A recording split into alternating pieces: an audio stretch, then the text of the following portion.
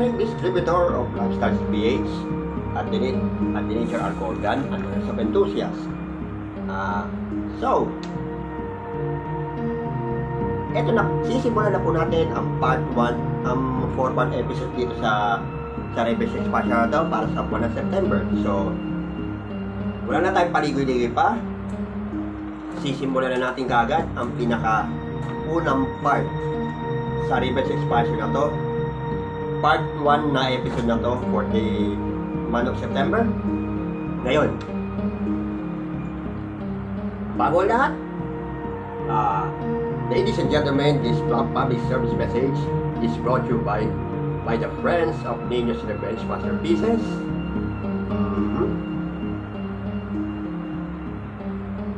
Caloocan City Constituents,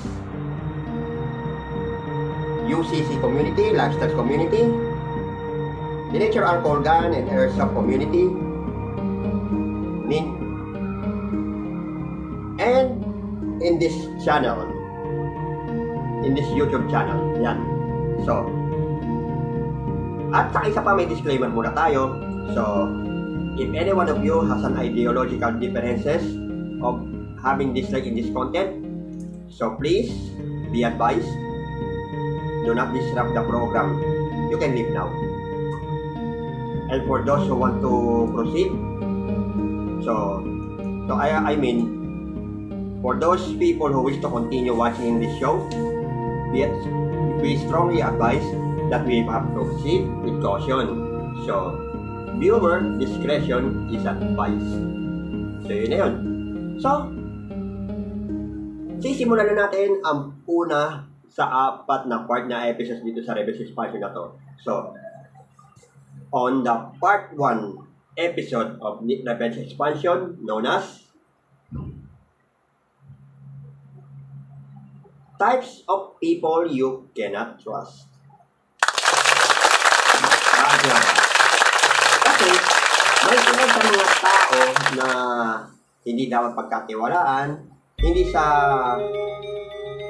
yun sa apat na mga bagay na yung tinatawag natin na nakikita natin sa mga kasama natin dito, sa workplace man, sa eskwela man, at kung saan panlupalop ng impyernong ilalim na makaka-encounter tayo ng mga ganyang klaseng tao. O ito, sasabihin ko na yung tipo yung nakikita mo na malakranchi na face, nonsense na mukha, pangit na attitude, basta maugali, aba puta terno.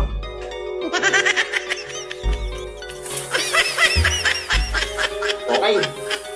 Ngayon, sa mga types of people na hindi natin basta-basta pagkatiwalaan at may naukat na naman ang ating little friend natin na si Dr. Tomoko Chiyo about sa mga nakatalang mga bagay na makikita natin dito sa mundong ilalim na to na para maging aware tayo sa lahat ng nangyayari. Thank you, Dr. Tomoko Chiyo from Tracy Ones. So, without further ado, iisa-isa na natin lahat ng mga nakalista dito sa mga types na people na hindi natin basta pagkatiwalaan. So, ito. Unahin natin. Yan. Liars. Pag sinabing liar kasi, yung tipong ngayon, yung iba, may limos sinungaling, gagawa ng halimbawa, yung isang wannabe na mukhang uli na di maintindihan na lagi napagalitan na nga, sige pa rin ng tigas napakatigas sa mukha ng sinungaling na individual na to, konkreto. So, ibig sabihin, yung mga sinungaling kasi, gagawa ng kwento para maging malinis ang tingin sa sarili. Kung kinakailangan nga yung lalo yung mga mas malala pa din kung yung mga nakalabang ko rito sa workplace na to, puro mga pathological liar na kung saan na sinasabi nila yung mga kasinungalingan nila ginagawang totoo na. So, mag-ingat po tayo sa mga tao sinungaling sa paligid na to. Tapos, next is gossipers. Ayan. Magaling silang magpait ang tao sa harap. Halimbawa, mabait sa'yo sa harapan. But then, pero di mo alam, pagkatalikod mo, ikaw pala yung pulutan nila sa chismis. Yung mga gossipers na yan. So, yung mga martis na yan kasi, sa workplace na to, gumagawa sila lahat ng mga bagay na ikaasira ng buhay ng isang individual na inosente na nagtatrabaho ng matino, at sila naman panay paninira, sisiraan yung silipan niya. Yung nga siya sabi, yung sip-sip, sul-sul, sumbong. Tapos magkakalit pa ng mga chismis na kung ano mga masamang bagay na mga matuturing natin, isa itong pang-iinsulto, pandedicate sa kapwa. So, dapat natin iwasan ang mga ganyang klaseng hinayupak na individual dito sa liputan na to. O, next. Promise breakers. Ayan. Yung bang mga ngako na hindi kanila, halimbawa, yung mga pangako nila sa sa bagay-bagay, halimbawa sa pag-ibig, sa mga bagay, napapako kasi inaalihan sila ng mga kaya nga itong mandarayang espiritu na yan, kaya gumagala yan sa mga individual dito sa workplace na to. Anong ginagawa nila? Dayain o gawin na lahat ng mga bagay na masama para sa sinasabi natin babasagin mo ang pangako mo sa kanila na hindi mo tutok din. So, wala. That means kayo, mga ngako kayo na hindi nyo napaikilaman ng isang individual, hindi nyo napeperwisyoin, at mga ngako na ganun. Tapos anong gagawin nyo? Sisirain nyo rin. Kayo rin pala may sabi sa utak nyo na ganyan. So, yung mga ganyang klaseng tao na yan, dapat nating iwasan. Agreed? Good. Sunod. Mga manipulators naman. Ayan, ito maganda to. Ngayon, etong mga tagpulano na to sa lugar na to, gagawa sila ng hindi maganda, maninira ng kapwa. Ngayon, mangmamanipula na sila, yung tinatawag natin gaslighting. Kapag napaan mo na yung ego nila, yung masamang ego nila, ikaw na nga sila pa malakas mambaliktad sa'yo, at sila pa mananakot. Ganyan, yung siya sabi, pagiging kinikila siya, pagiging kinikila na nagpapalusin ito, magkita sa'yo sa banan. Taulo ka. Kung ganyan din lang yung ginagawa mong mamamanipula ka ng kapwa mo, malas mo. Yung nagbablog dito sa espasyo na to, hindi nyo kaya manipulahin. Anong ginagawa nyo? Tinuturin nyo ang kaaway. Hanggang sa dumating sa punto na pagbabantaan mo na, ipababarang dito, ipababarang ko yung vlogger ko, at yung vlogger ko na nakaragan ng pa. Eto ka. Ayaw, di ma. Kaya lahat ng mga manipulators sa kagaya mo, sasabihin ko sa advice na to.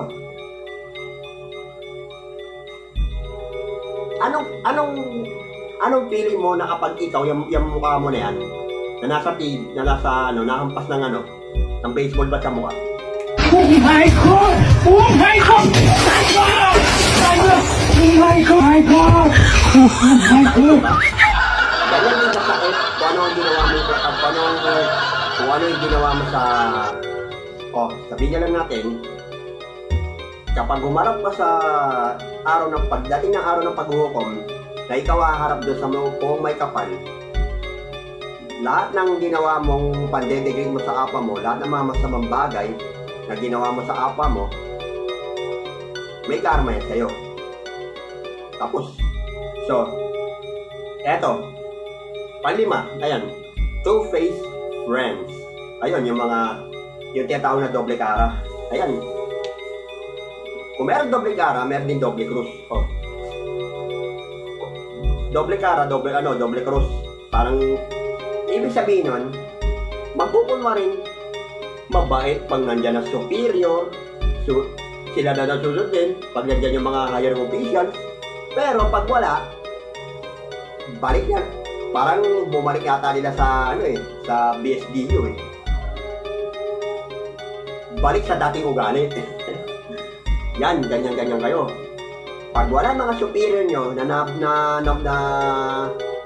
nermo sa inyo ng mga nakarampa sa forum, babalik kayo sa dating yung pag-uugali na ganyan. So, ibig sabihin, yung mga pinakikita nyo dito sa teritoryo ko na to, sa pinagdadao sa ng trabaho na to, aba, di just gugun pala. Kasi, alam mo bakit? Pag sinabi two-face friends, kasi, kunwari, magmumukhang mabay sa akin, ganun, love daw, love, ano, huwag mo kaming ginagawang tanga ka.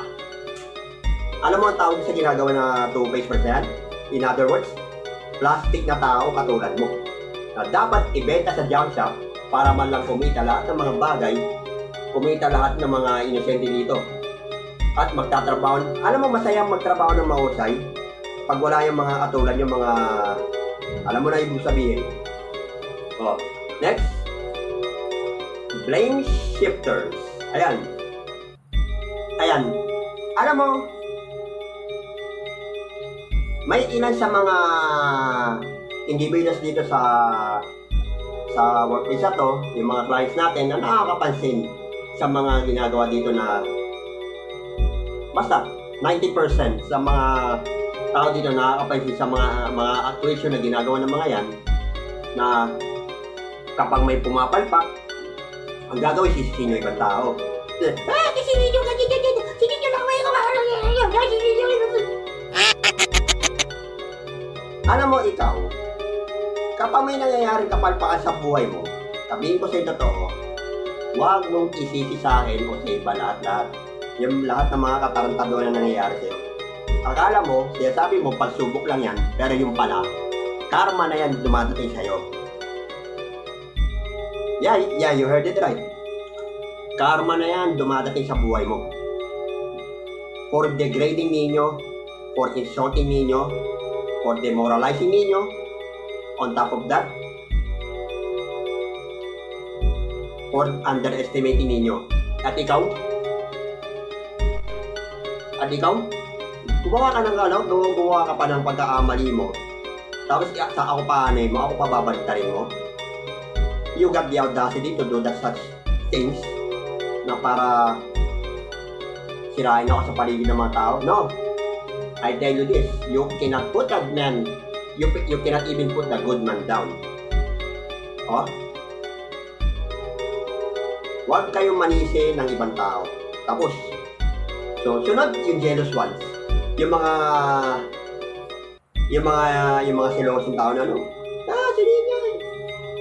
Ano ba, yung lahat ng mga accomplishments ko, pinopost ko sa social media o sa kung saan. Tapos, yung iba, magre-react yung iba.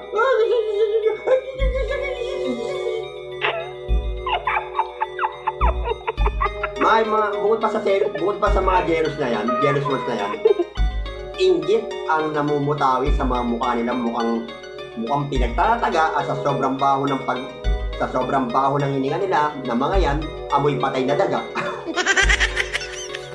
Ganyan kayo. Masyado kayong inggit o selos para gusto nyo, kayo rin ang umangat kasi lahat ng alam mo kayo, napapansin ko sa inyo mga tulongis kayo. Gagawa kayo ng makbang para lang umangat sa buhay mo, tatapakan mo yung mga inosente, particular na ako. So, yun ang ibig sabihin nun, may balik yan, lahat ng mga ginagawa mo, susulitin mo yan pagdating ng araw ng pag-uukom. Tapos, next is the secretive ones. Ayan. Yung mga iba sa mga kasama natin na may mga lihim na tinatago. Kahit na mga bulok ka nila, mga katarantado nila, kapag ang baho ng mga yan, pilit nila itatago, totally aaningaw ko yan. So, ibig sabihin, alam mo, kung sa tao, meron kang kaya itago lahat, pero sa Diyos, hindi mo kaya itago lahat. Bakit? Kasi, walang misteryo na hindi nalulutas, walang natatago na kilalalantad, o lihim na hindi nabubunyag. Tanda mo yan. Lahat ng yan, susulitin mo yan sa kingdom come. Tapos, last but not least, ayan, kagaya nyo, mga oportunista. Alam mo kung tutusin, kayo, ikaw mo ayan, kagaya nyo itong mga, ito, nasa crash course ko itong mga to eh. Nasa other battle ko rin to. Yung mga tulad nito mga to, na nakakalungkot kasi, grumaduate na kasi sa, natuloy na nag-graduate sa alma mater na to, nakakatakot pa rin kasi, they use us for their own branding opportunity na ginagawa nilang pagiging sa kami sa mali ng painabang. And they use us for their own bad purposes. So, ibig sabihin, itong mga oportunista na ganon, gagawa sila lahat ng paraan na umangat sila sa sarili nila, gumanda ang tingin sa sarili nila, maapanira na ng kapwa nila. Gagawa ng istorya, gagawa sila ng mga maling salaysay, ganun. O ano nangyayari sa mga opportunity na yan? O, nagpapal sa kanila yung mga yan. Ngayon, para sabihin ko sa mga opportunista dito sa workplace na to, ako, dito na ako lumaki sa syudad na to. Dito na rin ako graduate sa alma mater natin na to. Kaya alam ko mga laro ng mga yan. Kaya sinasabi ko lang na ayos-ayos na bago mo tignan ng muta ng iba, tignan mo muna ang muta ng sarili mo.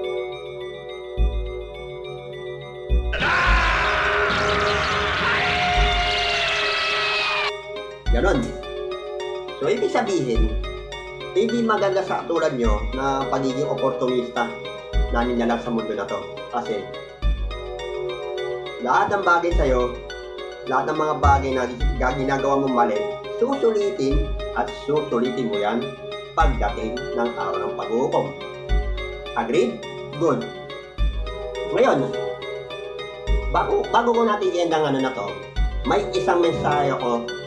Itong yung types na people, yung mga type na people na hindi ka pagkatiwalaan ayan. Kasi ito, nagsisilbi record mo ko sa lahat ng mga nangyayari dito. Ngayon sasabihin nila, etong nagbablog na to, masamang empleyado. Pues, nananaginip ang mga yan. Kaya ito, sasabihin ko sa inyo dito. Isishare ko lang. Maybe that person was just a bad employee. And we all know that the one who runs this show is a very good, quote-unquote, employee. Nobody closer to an individual than, say, a pathological liar such as you. Ngayon, magsinungaling ka man na magsinungaling at manira ka ng kapwa mo habang wala siya dito, gawa mo ng kwento na mali hanggat gusto mo, pero may nakatingin sila sa lahat ito. Hindi ka ba nahihiya dyan? You can hide it all you want, but it's true.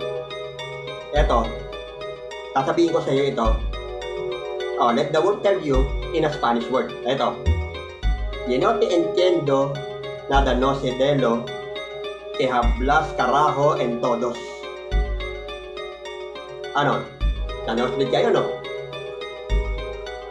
Ulitin natin, bagalan natin ng Spanish word na sinabi ko.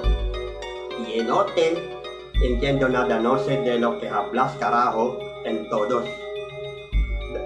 That Spanish word means you're a bad man, you're a bad employee, and you should be punished. It's true, you can even at a stop sign. I think it's obvious that the culprit who spread this nonsense is a filthy, bottom-feeding trash bag Trump, a sleazy Trump like you. Ganyan ang tingin ko sa mga opportunista na to. Kaya ako sa inyo, kayong mga tao na gumagawa ng mali, taong gumagawa ng liko sa kapwa, huwag nyo nang gagawin ang mga bagay na ito. Kung ayaw mo sulitin, sama ito. Tapos. So this has been the part 1 episode of the Requiem that we have been tackled in this segment. We have to end this vlog for now. This is Nino, a direct distributor of Lifestyle PH, at director of Alcohol Gun and Airsoft Enthusiast. Like, share, and subscribe sa lahat ng mga panibago natin videos dito sa Nino Product Relays, pellet gun reviews, paper scrap, anything but whitey shorts. So, sit back, relax, and enjoy the show. See you around sa part 2 sa iba pang mga parts. God bless.